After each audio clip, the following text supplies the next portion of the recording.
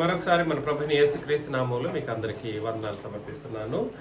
ఇవాళ మనం ఒక ముఖ్యమైనటువంటి సంగతిని మనం పరిశీలన చేయబోతాం.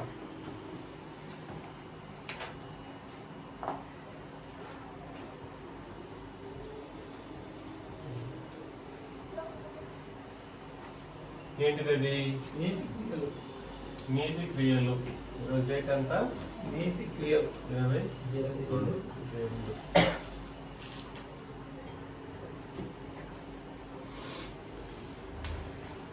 కాబట్టి నీతి క్రియలు అనే దానికి ముందు నిజానికి నీతి అనేది 66 పుస్తకాలు ఒకటే నీతిని బోధించదన్న సత్యం మనం ఆది నుండి ప్రారంభం నుండి నేర్చుకుంటున్నది. 66 పుస్తకాలు చెప్పండి, ఒకటే నీతిని బోధిస్తుందా? ఒక నీతిని బోధించదు. 66 పుస్తకాలు ఒకటే నీతిని బోధించదు. కాబట్టి మరి ఎక్కడి నుండి మన నీతి ప్రస్తావనలోకి వచ్చిందనే సంగతిని మనం గుర్తించబద్దులమై ఉన్నాం. తిమోతికి రాసిన 2వ పత్రికలో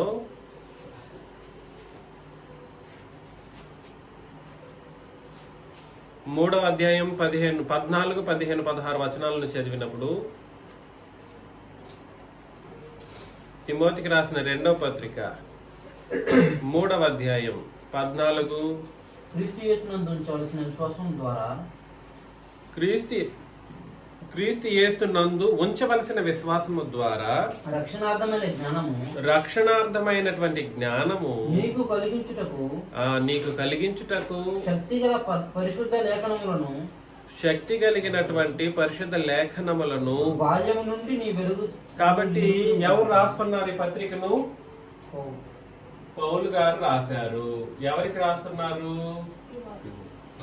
తిమోతికి రాశారు. ఎన్నో పత్రిక? రెండవ పత్రికను రాసిస్తూ ఉన్నప్పుడు, నాయన తిమోతి, బాల్యము నుండి అంటే అర్థం ఏమిటి? ఊహ తెలిసినప్పటి నుండి పిల్లలకు ఊహ తెలిసేటువంటి ఒక పరిస్థితి. ఊహ తెలియడం వేరు, మేలు కీడులు ఎరగడం వేరు. మరలా ఈ వ్యత్యాసం అర్థం చేసుకోవాలి. ఊహ తెలవడం అని అంటే తల్లి తండ్రిగా గుర్తించటం, వాళ్ళతో మాట్లాడడం, ఇట్లాంటివి. బాల్యము నుండి ఏ లేఖనాలు తెలుసుకున్నాడంట? ఏ లేఖనాలు? రక్షణార్థమైన జ్ఞానము నీకు కలిగించుటకు. రక్షణార్థమైన జ్ఞానం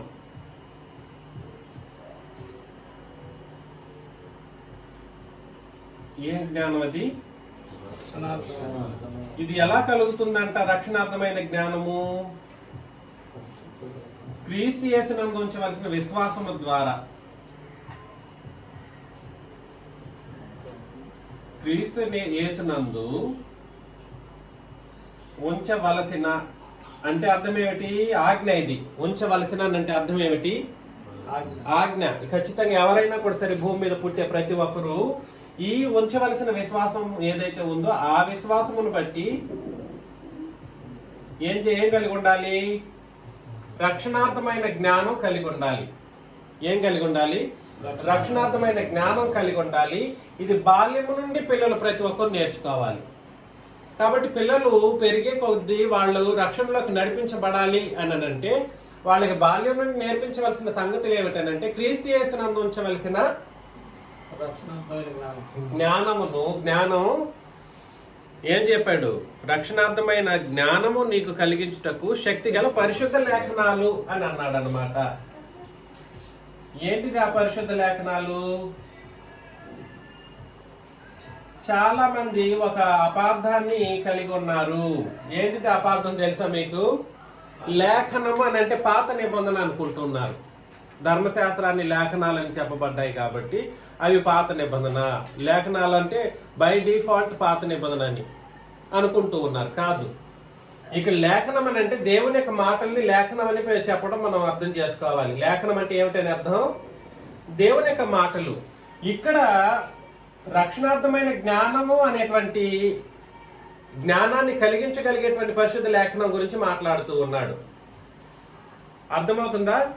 వాస్తవానికి మనకు అందరికీ తెలుసు రక్షణ అనేది ఎలా కలగాలి, ఎలా కలుగుతుంది.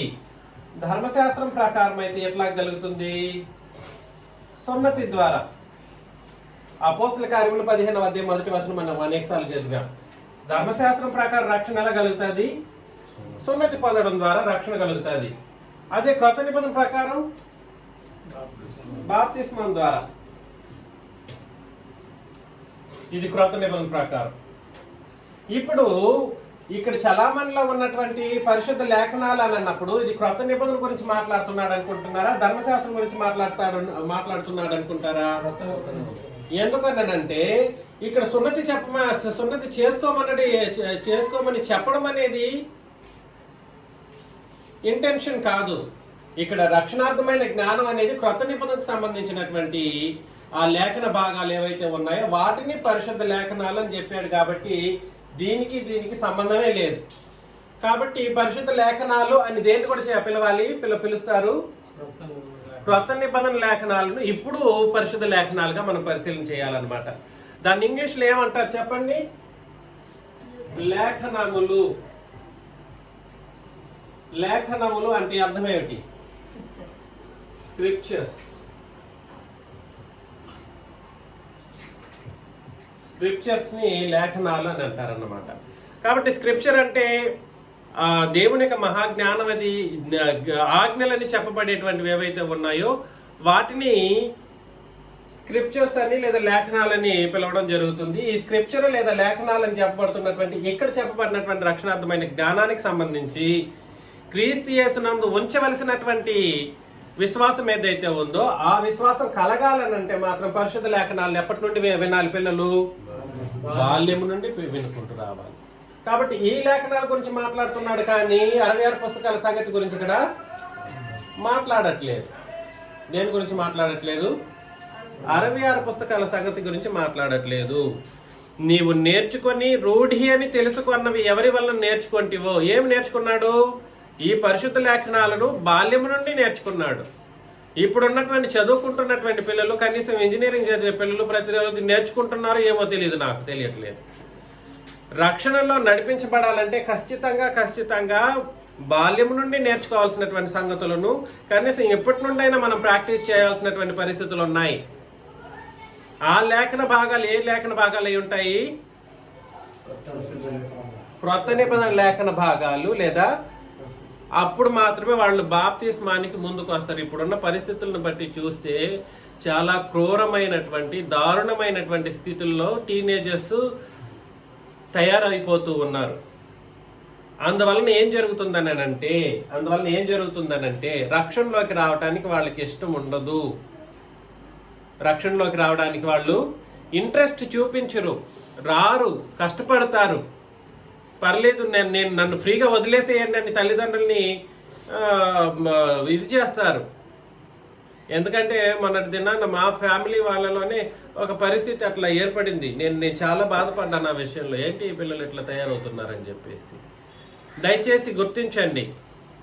కాబట్టి నేర్చుకోవలసినటువంటి సంగతులను పిల్లలకి ఇప్పటికీ చెబుతున్నాను. పిల్లలు కలిగినటువంటి వాళ్ళు బాల్యం నుండి వాళ్ళ మాట్లాడడం వస్తే వాక్యం నేర్పించుకుంటూ అందులోనూ క్రీస్తు యేసునందు ఉంచవలసిన విశ్వాస సంబంధమైనటువంటి రక్షణార్థమైనటువంటి లేఖన భాగాలను వాళ్ళకి నేర్పించుకుంటూ రావాల్సినటువంటి పరిస్థితి ఉంది. అలా రూఢి అని తెలుసుకున్నవి ఎవరి వలన నేర్చుకుంటావో? ఎవరు నేర్పించుంటారు?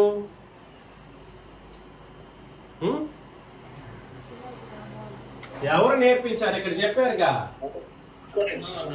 రాసింది ఎవరు? పౌలు నేర్పించాడు. పౌలు ఒక చోట పాత నిబంధన నేర్పించుంటాడు. అది ఈ కోణంలో ఆలోచన చేసినా కూడా సరే, ఎన్ని లేఖన భాగాలను నేను చచ్చిపోయాను ధర్మశాస్త్రం విషయంలో అన్నవాడు ధర్మశాస్త్రాన్ని కూడా కలిపి 66 పుస్తకాలను బట్టి రక్షణార్థమైన జ్ఞానం కలిగించేటట్లు బోధించి ఉండగలడా? ఉండడు.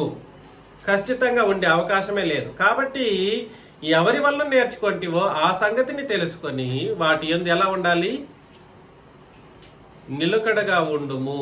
వాటి యందు ఎలా ఉండాలి?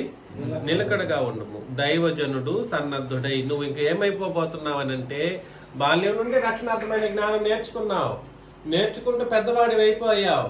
ఇప్పుడు ఎలా తయారయ్యావంటే నువ్వు రక్షణ పొందుకున్నావు కాబట్టి, నిలకడగా ఉన్నావు కాబట్టి నువ్వేం అవ్వడానికి సిద్ధంగా ఉన్నావు? దైవజనుడు. అంటే ఇక ప్రీచర్గా తయారవడానికి నువ్వు సిద్ధపడిపోయావు నాయన. ఎంత అద్భుతమైనటువంటి ఒక ఆత్మ సంబంధమైన ఎదుగుదల. బాల్యం నుండి నేర్చుకుంటూ వచ్చాడు, నేర్చుకుంటూ అందులోనే వచ్చి రక్షణార్థమైనటువంటి జ్ఞానాన్ని, పరిశుద్ధ లేఖనాలంటే క్రొత్త నిబంధన ఆరి తేరిపోయాడు అన్నమాట. ఇంకా అద్భుతమైనటువంటి రీతిలో నువ్వు దైవజనుడు అయిపోయావు. కాబట్టి నువ్వు దైవజనుడు అవుతున్నావు కాబట్టి దైవజనుడు సన్నద్ధుడై అంటే ఎల్లప్పుడూ సిద్ధపడిన వాడై ప్రతి సత్కార్యమునకు, ఏ సత్కార్యమునకు? అది నీతి క్రియలు అన్న సత్కార్యము అన్న దేని ప్రకారం జరిగించాలి? ఏ నిబంధన ప్రకారం జరిగించాలి? ఈ పరిశుద్ధ లేఖనాలు అని చెప్పబడినటువంటి క్రొత్త నిబంధన ప్రకారం జరిగించాలి. ప్రతి సత్కార్యమునకు పూర్ణముగా సిద్ధపడి ఉండనట్లు దైవావేశం వలన కలిగిన ప్రతి లేఖనం. కాబట్టి మరలా చెబుతున్నాను, ఇక్కడ పరిశుద్ధ లేఖనాలు అని చెప్పబడిన లేఖనాల గురించి మాట్లాడుతున్నాడు? ఏమని? ప్రతి లేఖనము అని. ఇది పాత నిబంధన గురించి కాదు మాట్లాడుతున్నది. పాత నిబంధన 66 పుస్తకాలు పరిశుద్ధ ఆత్మ చేతనే ఏం చేయబడింది? ప్రేరేపించబడి 40 మంది వక్తలు రాశారు. ఎంతకాలం రాశారు? ఒకరు 1500 కాలం పాటు 1500 సంవత్సరాలు రాశారని కొంతమంది, 1600 అని కొంతమంది, 1800 అని కొంతమంది. ఎంతమంది ఎంత అయినా కూడా సరే పరిశుద్ధాత్మని యొక్క ప్రేరేపణ చేత రాయబడినటువంటి 66 పుస్తకాల గురించి ఇక్కడ మాట్లాడట్లేదు. రక్షణార్థమైన జ్ఞానాన్ని కలిగించే పరిశుద్ధ లేఖనాలని చెప్పబడినటువంటి ప్రతి లేఖనాల గురించి మాట్లాడుతూ ఉన్నాడు. ప్రతి లేఖనం అంటే 66 పుస్తకాలు కాదు, నీకు రక్షణను అనుగ్రహించదగినటువంటి లేఖన భాగం ఏదైతే ఉందో ఆ లేఖనాల గురించి ప్రతి లేఖనము అని అన్నాడు అనమాట. అర్థమవుతుందా నేను చెబుతున్నది? It is not denoting 66 books of the Bible. It is only denoting the salvation, the scriptures which lead you to the salvation. అంటే రక్షణకు నిన్ను నడిపించేటువంటి క్రొత్త నిబంధన లేఖన భాగాల గురించి మాట్లాడడం జరుగుతుంది. కానీ ఆ లేఖనాల గురించి ప్రతి లేఖనం అని చెప్పారు, కానీ 66 పుస్తకాలని కాదు. ఎందుకనంటే ఆ లేఖనములను ఉపయోగించి ఖండించుటకును, తప్పు దిద్దుటకును, నీతి యందు శిక్ష చేయుటకును ప్రయోజనకరమై ఉన్నది అని అన్నాడు అన్నమాట. క్రొత్త నిబంధనలో చూడండి, ఈరోజు మరలా చెబుతున్నాను, ఈరోజు లోకములో ఉన్నటువంటి ప్రజలు కూడా సరే బైబిల్లో తప్పుడు పదాలు ఉన్నాయి, బైబిల్లో అది ఉంది, ఇట్లా తప్పు కార్యాలు జరిగిపోయాయి, అలాంటి బూత్ బైబిల్ని మనం వాడకూడదని చెప్పేటువంటి ఈ అజ్ఞానులకు క్రొత్త నిబంధన విషయం తెలియదు. ఎక్కడ ఒక్క చోట కూడా క్రొత్త నిబంధనలో అట్లాంటి సన్నివేశాలు ఉన్నట్లుగా ఒక్క చోట కూడా చూడలేరు. పాత నిబంధన లిమిటెడ్ కవెనెంట్, అది వాళ్ళ మధ్యలో జరిగిన దాన్ని ఇప్పుడు మనోళ్ళు ఏం చేస్తున్నారంటే లోకంలో ఉన్న ఈ అజ్ఞానులు ఆ పాత నిబంధన లేఖన సన్నివేశాలను కొన్నిటిని ఎత్తి చూపించి ఏం చేస్తున్నారు? బైబిల్ తప్పు, బైబిల్లో అది ఉంది ఇది ఉంది అని చెప్పేసి ఏదేదో మాట్లాడుతూ ఉంటారు. ఎందుకు అని అంటే అందులో తప్పును ఖండించడం జరిగింది. కాకపోతే ఖండించడానికి తప్పు జరిగిపోయిన తర్వాత ఖండించడం జరిగింది. కాబట్టి తప్పును చూపించాలన్నా వద్దా? చూపించాడు. కానీ క్రొత్త నిబంధన ఆ తప్పు అని చెప్పడానికి కూడా అవకాశమే లేనంత పరిశుద్ధత కలిగినది, అంతటి గొప్పది. చేసిన తర్వాత ఖండించడం కాదు, చేయడానికి ముందే ఏం చేసింది? చేయడానికి ముందే ఖండించడానికి తగినటువంటి లేఖన భాగాలను మన మధ్యలో పెట్టేసింది అన్నమాట క్రొత్త నిబంధన. అర్థమవుతుందా? కాబట్టి ఖండించుటకును, తప్పు దిద్దుటకును, నీతి యందు శిక్ష చేయుటకును ప్రయోజనకరమై ఉన్నది. కాబట్టి ఇప్పుడు చెప్పండి, సత్కార్యము తుడి చేస్తున్నాను. ఒక ఫోటో తీస్తావా?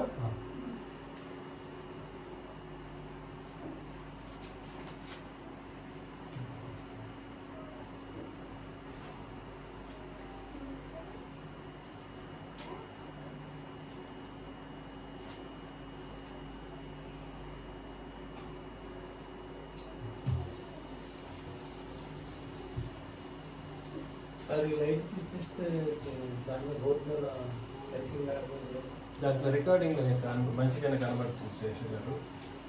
లైట్ లేకపోతే రికార్డింగ్ సరిగ్గా కాదు.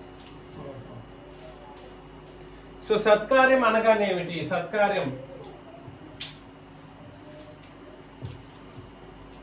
సత్కార్యము అనగానేమిటి? లేదా నీతి క్రియలు.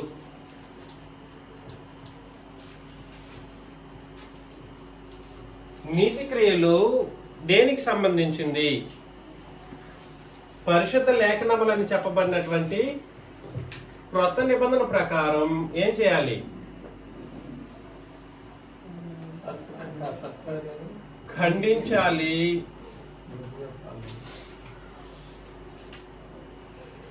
ఏదైతే మాట్లాడకూడదు శేషు గారు, ఉన్న వచనాన్ని బట్టి మాట్లాడండి. తప్పు దిద్దాలి,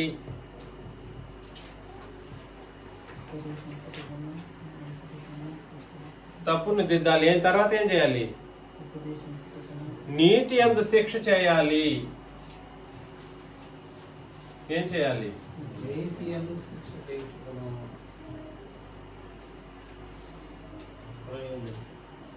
క్రొత్త నిబంధన పరిశుద్ధ లేఖనాలు.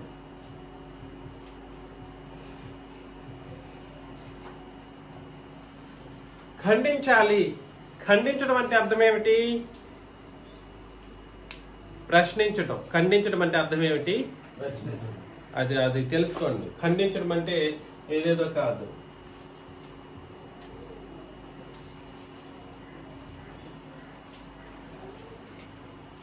ఒక తప్పు జరిగిపోతూ ఉంది, ఎందుకు చేశావు అని అడగడం ఎటువంటిది? ఏంటిది ఇక్కడ? ప్రశ్నించటం. అప్పుడే ఖండన అనేది జరుగుతుంది అన్నమాట.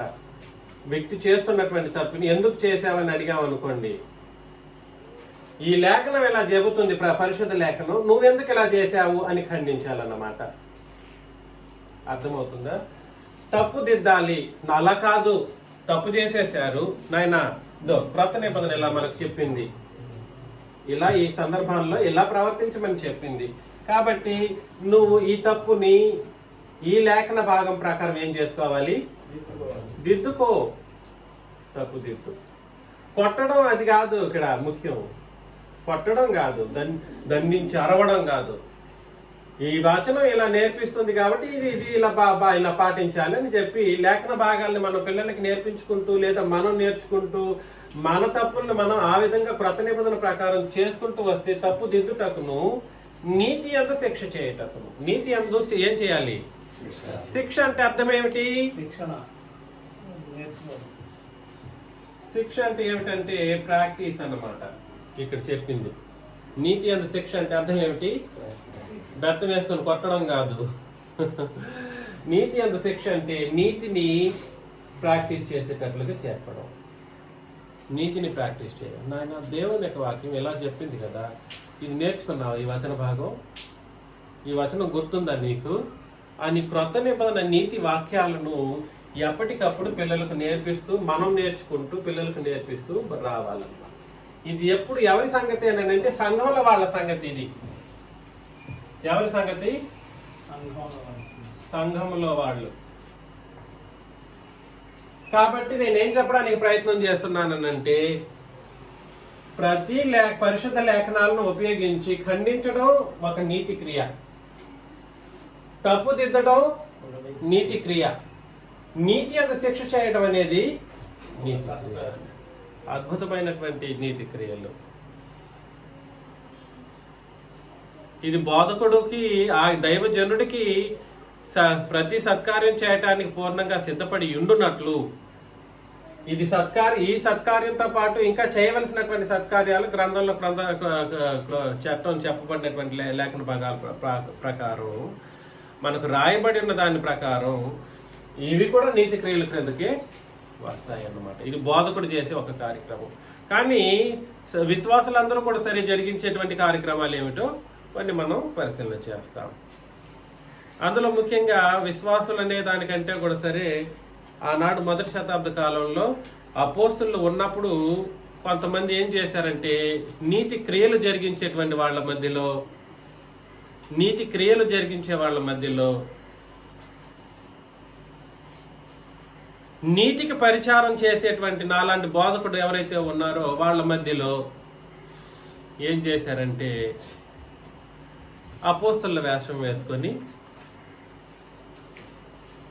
మొత్తానికి నీతి పరిచారం కాకుండా అవినీతి పరిచర్య చేసే ఈ నీతి క్రియలను అడ్డుకునేటట్లుగా కార్యక్రమాలు జరిగించారంట. 2వ కొరింథీ పత్రికలో 11:10 నుండి 15 వచనాలను చదివినప్పుడు 2వ కొరింథీ పత్రిక 11వ అధ్యాయం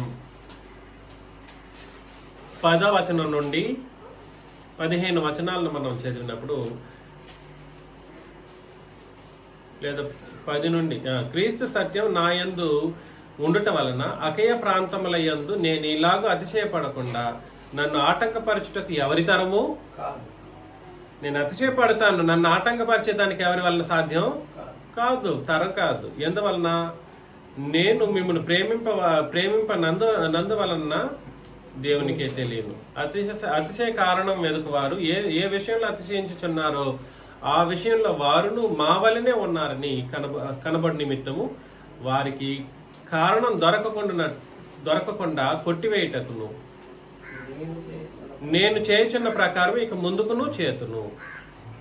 ఏలయనగా అట్టివారు క్రీస్తు యొక్క అపోస్తలుల వేషం ధరించుకొని వారై ఉండి దొంగ అపోస్తలులను మోసగాండ్రకు పనివారనై ఉన్నారు. కాబట్టి మనుషులు ఏమై ఉన్నారు? అప్పటికే అపోస్తలు ఉన్నప్పుడే దొంగ అపోస్తల వేషం వేసుకొని వచ్చిన వాళ్ళు ఉన్నారు. అదేవిధంగా మోసగాండ్రులు పనివారులై వాళ్ళు ఉన్నారన్నమాట.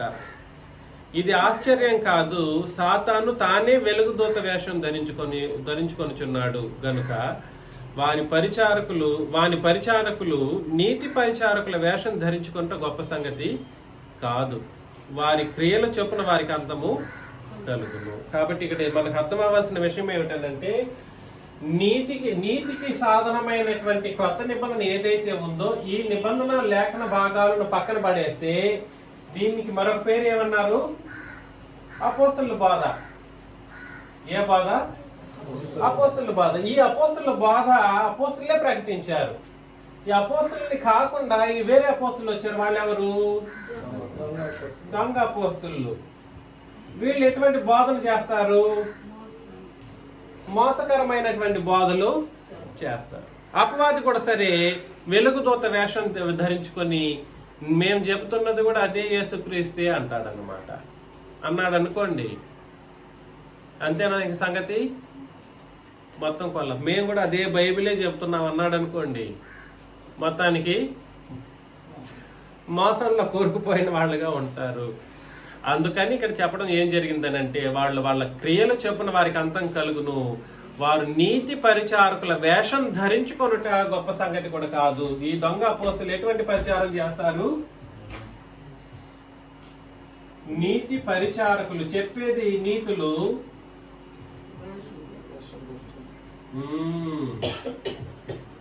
నీతి పరిచారకుల వేషం ధరించుకుంటారు. కాబట్టి వీళ్ళ పరిచారం అంటే ఏమిటది అర్థం? క్రియలనేగా.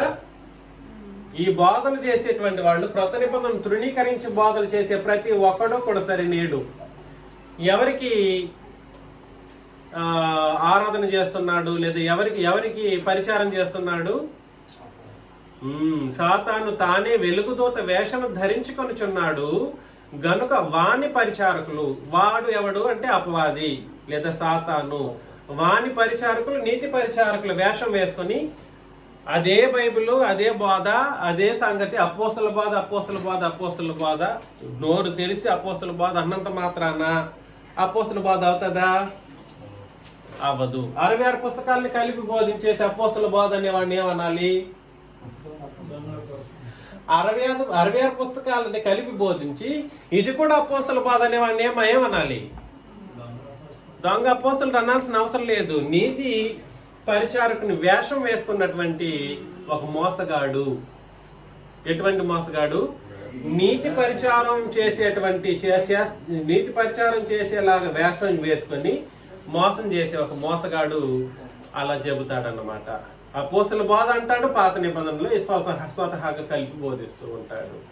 వీళ్ళు ఎవరికి పరిచారం చేస్తున్నారు? అపవాదికి లేదా సాతానికి. అందుకని దయచేసి క్రియలను బోధన బట్టి మనుషులు ఏం చేయాలని అంటే వాళ్ళ యొక్క క్రియలను ఏం చేసుకోవాలి, వీళ్ళు కూడా ఏం చేస్తారు, తప్పు చేయకూడదు అంటారు. తీరా చూస్తే ఏ పాత నిబంధన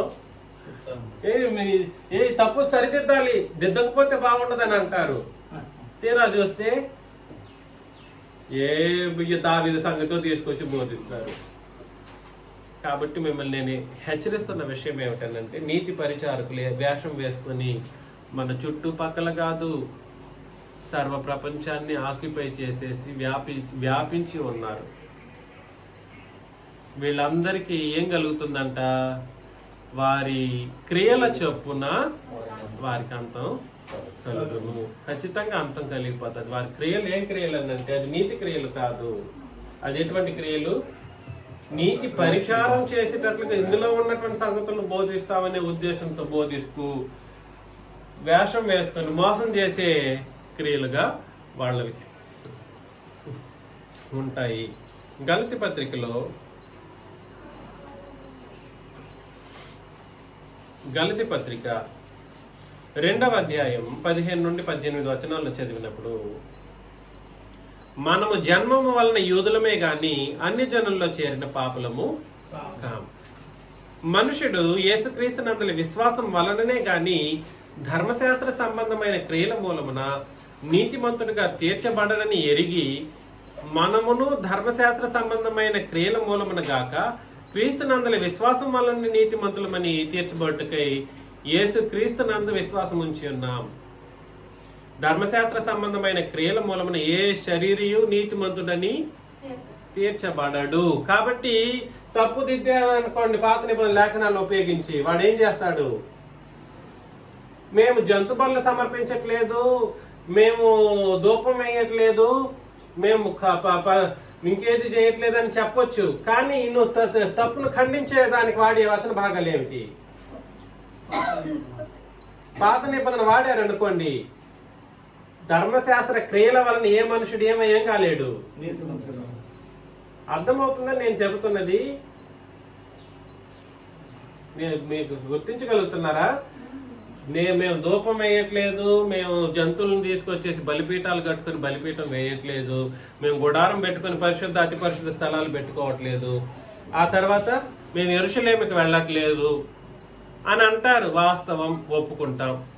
కానీ నువ్వు తప్పు దిద్దటానికి వాడవలసిన ఈ క్రొత్త నిబంధన లేఖనాలను పక్కన పెట్టి ఒక తప్పుని ఖండించడానికి నువ్వు ఏ లేఖన భాగాన్ని వాడుతున్నావు? ఆ ధర్మశాస్త్ర లేఖన భాగాలను ఉపయోగించి నువ్వు తప్పును ఖండిస్తూ ఉన్నప్పుడు ఏం జరుగుతుంది? ఆ పిల్లవాడు దాని ప్రకారం ఇంకేం చేస్తాడు? యాక్ట్ అవుతాడా? అవుతాడు. ఆ పిల్లవాడే కాకపోవచ్చు, నువ్వైనా కూడా సరే, బోధన వింటున్నటువంటి మనుషుల్లో కూడా సరే, ఇంకా అలా ఉండడానికి ప్రయత్నం చేస్తాడు. అలా తప్పును ఖండించడం అనేది, అందుకే చెప్పాడు మరొకసారి చదవండి. ధర్మశాస్త్ర సంబంధ క్రియల మూలమున ఏ శరీరియు నీతిమంతుడని తీర్చబడడు గదా. కాబట్టి నువ్వు తీర్పును మనుషుల్ని తప్పును ఖండించడానికి లేఖన భాగాలు వాడింది పాత నిబంధన అయితే, ఆ తప్పును ఖండించేటప్పుడు వాడు ఏం చేస్తాడంటే కరెక్షన్ చేసుకుంటాడు. కరెక్షన్ చేసుకున్నప్పుడు ఏం జరుగుతుంది? ఆ సహోదరుడు కరెక్షన్ చేసుకున్నప్పుడు ఏ నిబంధన బట్టి క్రియ జరిగించాడని అర్థం? పాత నిబంధనను బట్టి క్రియ చేశాడు. ఆ మనిషి నీతిమంతుడిగా తీర్చబడగలడా? కాబట్టి క్రియలనేది చేయడం అనేది దేని ప్రకారం చేయాలంటే క్రొత్త నిబంధన ప్రకారం చేయడం అనేది అత్యంత ముఖ్యమైనటువంటి కార్యక్రమం. దయచేసి గుర్తించండి, గ్రహించండి. ముందుగా మనం 2 బోధకులకు సంబంధించి 2 సంగతులను ఆలోచన చేశాం. ఒకటేమిటి? లేఖనములు, పరిశుద్ధ లేఖనములను బాల్యము నుండి నేర్చుకునేటువంటి విషయంలో తిమోతికి సంబంధించిన విషయాన్ని గ్రహించాం. ఆ లేఖనాలు పరిశుద్ధ లేఖనాలని చెప్పబడింది. ఆ పరిశుద్ధ లేఖనాలను బట్టి మనుషులు ఏం చేయబడాలి? తప్పులు ఖండించబడాలి, ఖండించాలి, తప్పు దిద్దాలి, నీతి యందు ఏం చేయాలి? శిక్ష చేయాలి. నీతి యందు శిక్ష చేయడం అని అంటే తప్పును ఖండించే ఉద్దేశం కాదు, నీతిని ప్రాక్టీస్ చేయటం. తప్పు చేయకపోవచ్చు, ఆ పిల్లవాడు తప్పు లేదు, వాడికి నీతి యందు శిక్ష చేయాల్సిన కార్యక్రమం, ఆ బాధ్యతను నేర్పించాలి వాళ్ళకి. నాయన నువ్వు దొంగ ఏనాడు దొంగతనం చేసింది లేదు, కానీ దొంగతనం చేయకపోతే పోతావు, మంచిదే. కానీ అక్కర కలిగిన వాళ్ళకి ఎప్పుడైనా నీతిగా నువ్వు సహాయం చేసావా? అర్థమవుతుంది. నీతి అనేది తప్పుకు సంబంధించింది కాకపోయినప్పటికీ ఆ నీతిని చేయడం అనేది మనం నేర్పించాలి పిల్లలకి. నేను చెప్తున్నది మీకు అర్థమవుతుందా? తప్పు కోణంలోనే ఆలోచన చేయకూడదు. నీతి ఎందు శిక్ష చేయడం అని అంటే తప్పుడు కోణంలోనే ఆలోచన చేయకూడదు. మంచిది నేర్పించేటట్లుగా, మంచిది చేసేటట్లుగా నేర్పించాలి, చేయాలి మనం కూడా. అర్థమవుతుందా? వెళుతూ ఉన్నారు, ఏదైనా సహాయం కూర్చుని ఉన్నారు, పిల్లల దగ్గర ఇచ్చేసి వెళ్ళి ఆ 10 రూపాయలు ఆ తాతకి ఇచ్చేసి వచ్చేయి. అది నీతి యందు శిక్ష చేయటం. కొంత మనకు క్రొత్త నిబంధన ప్రకారం సహాయం చేయమని చెప్పింది క్రొత్త నిబంధన, కాబట్టి మన నిబంధన చెప్పింది కాబట్టి దేవుని వాక్యాన్ని అప్పుడు చెప్పి నేర్పించు. నీతి యందు శిక్ష చేయి, ప్రాక్టీస్ చేయించు. తప్పును ఖండించడం అనేది ఈ రెండింటికి సంబంధించింది. దిద్దడం, ఖండించడం అనేది. నీతి యందు శిక్ష చేయడం అనేది తప్పుకు సంబంధించింది కాదు, కానీ మనమే ప్రయాక్టివ్గా మంచి చేయడం. ఏం చేయడం? అది సంగతి. కాబట్టి గుర్తించండి. రెండవది ఏమిటంటే దొంగ అపోస్తలులు ఏం క్రియలు చేస్తారు? ఏం క్రియలు చేస్తారు? నీతికి పరిచారం చేసేటువంటి లాగున మోసకరమైనటువంటి బోధలు చేస్తారు. అపోస్తల బోధను వాళ్ళు బోధించరు. అపోస్తల బోధను వాళ్ళు ఏం చేయరు? బోధించరు. కాబట్టి వాళ్ళ ఆ నీతి పరిచారకుల వేషం వేసుకొని ఏం చేసిన వాళ్ళుగా ఉంటారు? సాతానికి పరిచారం చేసిన వాళ్ళుగా ఉంటారు. వాళ్ళు మోసగాళ్ళు, కళ్ళు ఎదురుగానే మిమ్మల్ని మోసపరుస్తూ ఉంటారు. మూడవ సంగతి ఏమిటంటే ధర్మశాస్త్ర సంబంధమైనటువంటి క్రియల మూలమున ఏ శరీరియు నీతిమంతుడని. 1 2 మూడోది ఏంటి? ధర్మశాస్త్రం అనేది ఏం చేయకూడదు? క్రియలు చేసేటప్పుడు వాడకూడదు. ఆ 10 ఆజ్ఞలు చెప్పుకుంటూ ఉన్నారు. ఇంకా 10 ఆజ్ఞలు. 10 ఆజ్ఞలు ఎప్పుడో గాల్లో కలిసిపోయి 2000 సంవత్సరాలు అవుతా ఉంది. దయచేసి గుర్తించి గ్రహించండి. తీతుకు రాసిన పత్రిక 2వ అధ్యాయం 14వ వచనాన్ని మనం చదివినప్పుడు, 2వ అధ్యాయం 14వ వచనం, ఆయన సమస్తమైన దుర్నీతి నుండి మనల్ని విమోచించి సత్క్రియల యందు ఆసక్తి గల ప్రజలను తన కోసం పవిత్రపరచుకొని తన్ను తానే మన కొరకు అర్పించుకొని అని అన్నాడు అనమాట. కాబట్టి అత్యంత కీలకమైనటువంటిది. క్రీస్తు యేసు ప్రాణం పెట్టింది ఎందుకొరకు అని అంటే తన కొరకు ప్రజలను ఏర్పాటు చేసుకుంటారు. ఆ ప్రజల్లో ఒకటి ఏమి ఉండదు? దుర్నీతి ఉండదు. దుర్నీతి నుండి మనల్ని విమోచించి సత్క్రియల యందు ఆసక్తి కలిగినటువంటి ప్రజలుగా వాళ్ళు. కాబట్టి ఎటువంటి క్రియలు?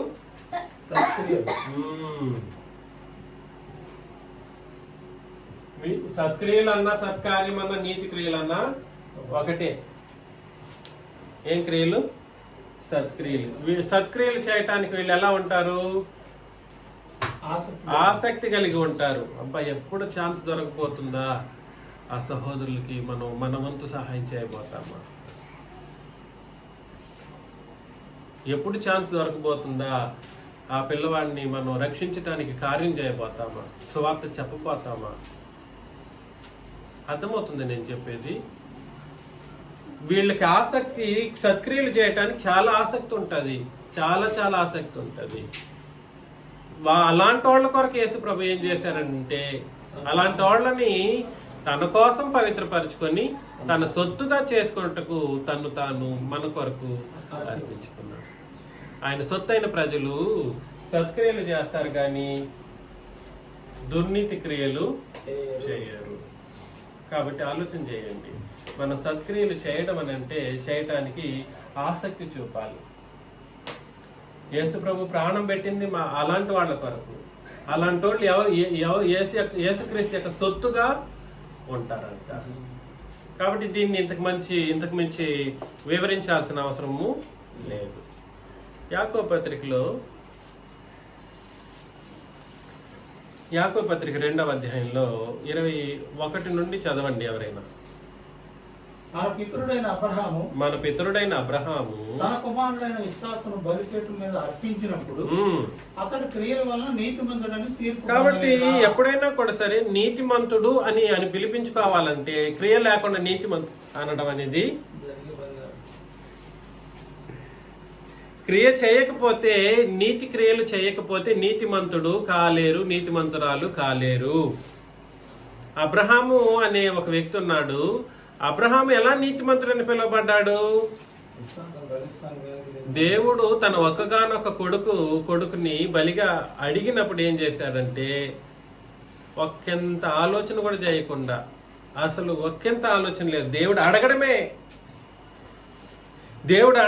మనమైతే వ్యాజ్యం ఆడతామేమో, నా ఒక్కగానొక్క కొడుకు, నా ఒక్కగానొక్క కొడుకు, నాకు 100 సంవత్సరాల తర్వాత పుట్టిన కొడుకు, నాకు 4 సంవత్సరాల తర్వాత పుట్టిన కొడుకు, రేపొద్దున నరేంద్రకి పుడితే కూడా అంతే పరిస్థితి. దయచేసి గుర్తించి గ్రహించుదాం. కాబట్టి మన పితరుడైన అబ్రహాము తన కుమారుడైన ఇస్సాకుని బలిపీఠం మీద అర్పించినప్పుడు అని అంటే అర్థం ఏమిటి? ఇచ్చేసాడని అర్థం.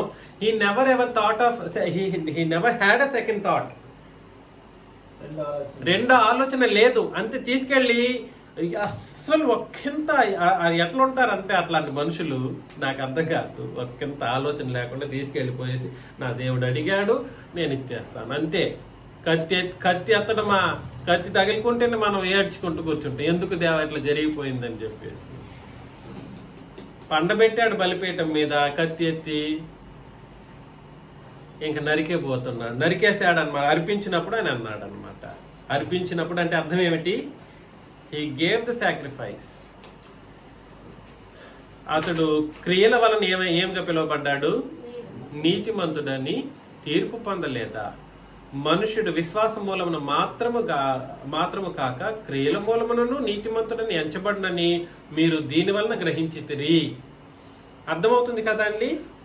దయచేసి గుర్తించుదాం. 25 అటువలనే రాహాబును వేశ్య కూడా దూతలను చేర్చుకొని వేరొక మార్గమున వారిని వెలుపలకి పంపివేసినప్పుడు క్రియల మూలముగా నీతిమంతురాలని ఎంచబడిన కదా. క్రియ చేయకపోతే నీ విశ్వాసం ఎంత గొప్పగా ఉన్నా వ్యర్థం. క్రియ చేయకపోతే నువ్వు ఎంత విశ్వాసిగా ఉండుగాక, క్రియారూపం దాల్చకపోతే చాలా చాలా చాలా ఆ విశ్వాసం అనేది ఒకానొక సందర్భం వచ్చేసరికి ఏమైపోతుందో తెలుసా? మృతమైపోతుంది. దయచేసి గుర్తించండి. మనం నీతిమంతులుగా పిలువబడ్డానికి మనం ఏం చేయాలి? సత్క్రియలు చేయాలి. సత్క్రియలు చేయకపోతే నీతిమంతులుగా మనము లోతు విషయంలో కూడా సార్ 2వ పేతురు పత్రిక 2వ అధ్యాయం 8లో 2వ పేతురు పత్రిక 2:8 ఆ నీతిమంతుడు వారి మధ్యను కాపురముండి తాను చూచిన వాటిని బట్టి వినిన వాటిని బట్టి వారి అక్రమమైన క్రియల విషయంలో దినదినము నీతిగల తన మనసును ఏం చేసుకుంటూ వచ్చాడు? నొప్పించుకుంటూ వచ్చాడు. కాబట్టి నీతిమంతుడు అతను లోతు. అర్థం చేసుకోండి, నీతిమంతుడు లోతు అనే అతను నీతిమంతుడు, దేవుని చేత ఎంచబడిన నీతిమంతుడు. నువ్వు నేను చెప్తే నీతిమంతుడు కాదు. నాకు మేలుగా, నాకు సంతోషంగా, నా మనసు బాధ పెట్టకుండా ఉంటే నేను నీతిమంతుడు అని సర్టిఫికేట్ ఇస్తే కాదు. It's not me who has to certify. ఒక బోధకుడిగా నేను చెప్తే నీతిమంతుడు అయ్యేటువంటి పరిస్థితి కాదు. కానీ నీతిమంతత్వం అనేది దేవుని చేత ఎంచబడే నీతిమంతత్వం గురించి ఇక్కడ చెప్పడం జరుగుతూ ఉంది. ఆ నీతిమంతుడు వారి మధ్యనే కాపురం ఉన్నాడు. మన మధ్యలో కూడా సరే అలాంటి మనుషులు ఉంటారు. తాను చూచిన వాటిని బట్టి వినిన వాటిని బట్టి వినడం ద్వారా కూడా చాలా మనసు బాధపడేవాడంట లోతు అనే వ్యక్తి. అయ్యా ఇట్లాంటి మాటలు నేను ఎందుకు విన్నాను? చూచిన వాటిని బట్టి వినిన వాటిని బట్టి వారి అక్రమమైన క్రియల విషయంలో దినదినము నీతిగల తన మనస్సును నొప్పించుకుంటూ వచ్చాడనమాట. కాబట్టి పరిస్థితి ఏమిటి? టకామని పాపి అని అంటే ఎట్లుంటుంది? టకామని అట్లాంటి ఒక నీతిమంతుడిని పట్టుకొనేసి అతను తప్పు చేశాడు అనుకుంటూ ఉంటే ఎట్లా ఉంటది? దేవుని చేత ఎంచబడిన నీతిమంతుడికి ఎంచబడిన వ్యక్తి నువ్వెలా తప్పు చేశాడని అంటావు? దయచేసి గుర్తించుదాం. కాబట్టి అక్రమమైనటువంటి క్రియల విషయంలో దినదినము నీతి కలిగినటువంటి తన మనసును ఏం చేసేవాడు? కాబట్టి 4వ పాయింట్ ఏమిటనంటే నీతిమంతులు అక్రమమైన క్రియల విషయంలో ఏం చేయరు? మనస్సు ఉంచారు. అయ్యో ఇట్లా తప్పు చేస్తే అలా ఇట్లా పాడైపోతుంది ప్రపంచం, మనుషులు, నా ఎదురుగా ఒక అతను అట్లున్నాడు, అతను అక్రమంగా ఉంటూ ఉన్నాడు అని మన మనసు బాధపడుతుంది. వాళ్ళని అక్రమం నుండి తప్పించే మార్గాన్ని కలిగి ఉండేటట్లుగా మా మనసు ఉండాలి. కాబట్టి అక్రమమైన విషయాలను సహించరు వీళ్ళు. మనసు ఉంచరు లేదా ఏం చేయరు? సహించరు. అర్థమవుతుంది కదండి నేను చెబుతున్నది? కయీను 1 యోహాను పత్రిక 3వ అధ్యాయం 12లో 1 యోహాను 3వ అధ్యాయం 12వ వచనంలో మనము కయీను వంటి వారమై ఉండరాదు. వాడు దుష్టుని సంబంధి అయి తన సహోదరుని ఏం చేశాడు? చంపేశాడు. వాడు అతన్ని ఎందుకు చంపెను? తన క్రియలు చెడ్డవియు తన సహోదరుని క్రియలు నీతి గలవైనై ఉండెను గనుకనే కదా.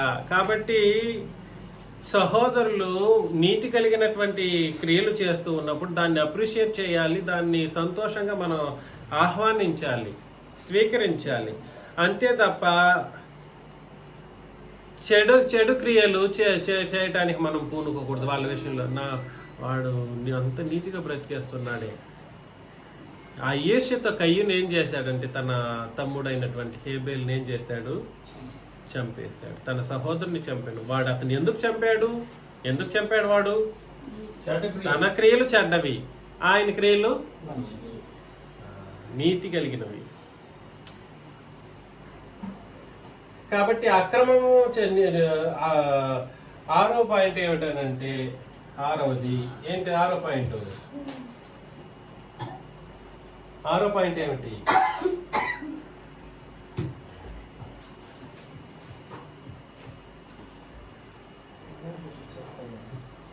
6వ పాయింట్ ఏమిటి?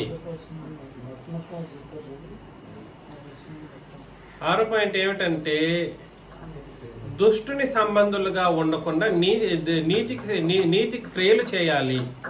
ఏమిటి? దుష్ట సంబంధులు ఏం చేస్తారంటే చెడ్డవి చేస్తారు. దుష్ట సంబంధులుగా ఉండరు. దుష్ట సంబంధులు ఉండక ఏం చేస్తారు? వీళ్ళు నీతి క్రియలు చేస్తారు. మరి ఎటువంటి సంబంధులుగా ఉంటారని అంటే సంఘంలో అందరూ పరిశుద్ధులుగా ఉన్నప్పుడు వాళ్ళతో కలిసి ఉండడానికి ఇష్టపడతా ఉంటారు. దుష్ట సాంగత్యం చేస్తూ ఉంటారు. నీతిమంతులు ఏం చేస్తారు? నీతి క్రియలు చేయాలనుకున్న వాళ్ళు ఏం చేస్తారు? నీతిమంతుల దగ్గర సహవాసంలో ఉంటారు, సంబంధులుగా ఉంటారు. కాబట్టి నీ సంబంధం ఎవరితో? దుష్ట సంబంధమా లేదంటే నీ సంబంధం ఎవరితో? నీతిమంతులుగా ఉండేటువంటి నీతిమంతులతో సంబంధమా? ఆలోచన చేసుకోవాలి. అర్థమవుతుంది కదండి? ఈ విషయం మనకు గుర్తుండాలి. అలా ఉన్నప్పుడు ఏం జరుగుతుందంటే ఇవే కాదు, ఇది పార్ట్ 1 మాత్రమే. చాలా విషయాలు మనకు రాయబడింది. చివరిగా ఒక వచనాన్ని చెప్పి మనం ముగించుకుందాం. ప్రకటన గ్రంథంలో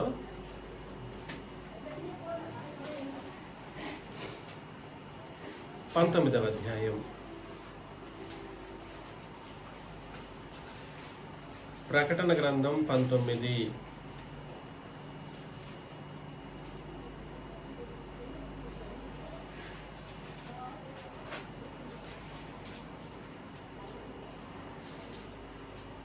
19వ అధ్యాయంలో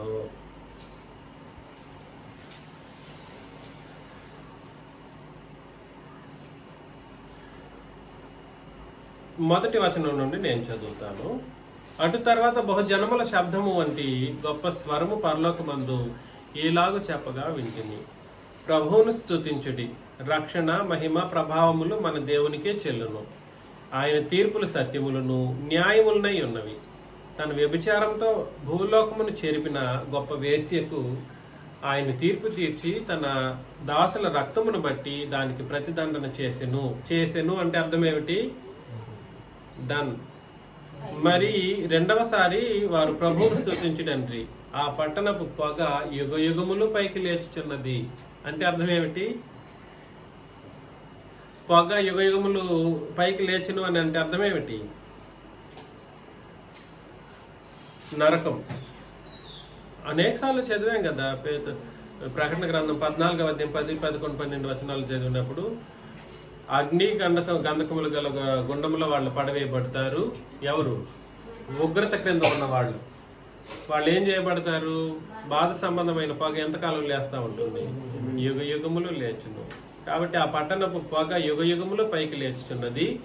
అప్పుడు ఆ 24 పెద్దలను 4 జీవులను సాగిలపడి ఆమేన్, ప్రభువును స్తుతించుడి అని చెప్పుచు సింహాసనాసీనుడగు దేవునికి నమస్కారము చేసిరి. మరియు మన దేవుని దాసులారా, ఆయనకు భయపడు వారులారా, కొద్దివారేమి గొప్పవారేమి, మీరందరూ ఆయన్ను స్తుతించుడని చెప్పుచున్న ఒక స్వరము సింహాసనం నద నుండి వచ్చెను. అప్పుడు గొప్ప జనసమూహము శబ్దమును, విస్తారమైన జలముల శబ్దమును, బలమైన ఉరుముల శబ్దమును పోలిన ఒక స్వరము, సర్వాధికారియు ప్రభువునకు మన దేవుడు ఏలుచున్నాడు, ఆయన్ను స్తుతించుడి, గొర్రె పిల్ల వివాహ మహోత్సవ సమయము అంటే అర్థం ఏమిటి?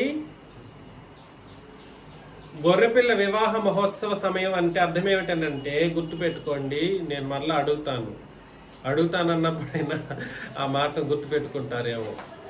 గొర్రెపిల్ల వివాహ మహోత్సవ సమయం అంటే అర్థం ఏమిటనంటే, మనం పరలోకానికి వెళ్ళే సమయం. సంఘము అనేది గొర్రెపిల్లతో సంతోషంగా కలిసి ఉండే సమయం గురించి మాట్లాడుతున్నాడు. వివాహం అనేది ఒక సంతోషానికి గుర్తు. వివాహానికి దేనికి గుర్తు? సంతోషం. కాబట్టి మనం పరలోకానికి వెళ్ళిపోతే ఒకేసారి వెళ్ళిపోయాం అనుకోండి, అంతే, ఇంకా సంతోషమే సంతోషం. ఒక పండగ ఎలాగుంటుందో, పండగ అనేది కూడా కాదు, పండగతో పోల్చలేము. వివాహం చేసుకున్నటువంటి దంపతుల విషయాన్ని కూడా మనం పోల్చలేము. అంతకంటే గొప్పగా, అంత ఆనందంగా, అంత ఆహ్లాదంగా ఉండిపోతుంది అనమాట అక్కడ పరిస్థితి. కాబట్టి గొర్రెపిల్ల వివాహ మహోత్సవ సమయము, వివాహోత్సవ సమయం వచ్చినది. ఆయన భార్య తన్ను తాను సిద్ధపరచుకొని ఉన్నది గనుక మనం సంతోషించి ఉత్సహించి ఆయన్ను మహిమపరిచితమని చెప్పగా వింటిని. కాబట్టి 2-3 మొదటి 6 వచనాలు చదివినప్పుడు తండ్రిని స్తుతించుడి అన్నట్లుగా చెప్పబడినప్పటికీ, ఆ తర్వాత గొర్రెపిల్ల వివాహోత్సవము అనేటువంటి ఒక మాట ఎప్పుడైతే వచ్చిందో, గొర్రెపిల్లని ఏం చేయమని చెప్పాడు అక్కడ? ఆయనను మహిమపరిచితమని, ఆయన్ని కూడా స్తుతించి మహిమపరచాలి. 8 అండర్లైన్ చేసుకోవాలి. మరియు ఆమె ఎవరు? సంఘం. ఆమె ధరించుకొనుటకు ప్రకాశములను నిర్మలములనైన సన్నపు నార బట్టలు ఆమెకి ఇవ్వబడును. అవి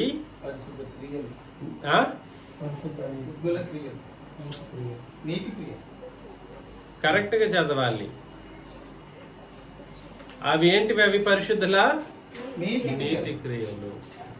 కాబట్టి పరలోకం వెళ్ళి ఆ వివాహోత్సవ సందర్భంలో మన యుగాలు సంతోషంగా, అసలు ఎంత సంతోషం అని అంటే అది వివరించలేనంత సంతోషం, అంత ఆనందదాయకమైనటువంటి అద్భుతమైనటువంటి పరిస్థితిని కలిగి ఉండాలనంటే నువ్వు నీతి క్రియల్ని ఎలా పెట్టుకోవాలి?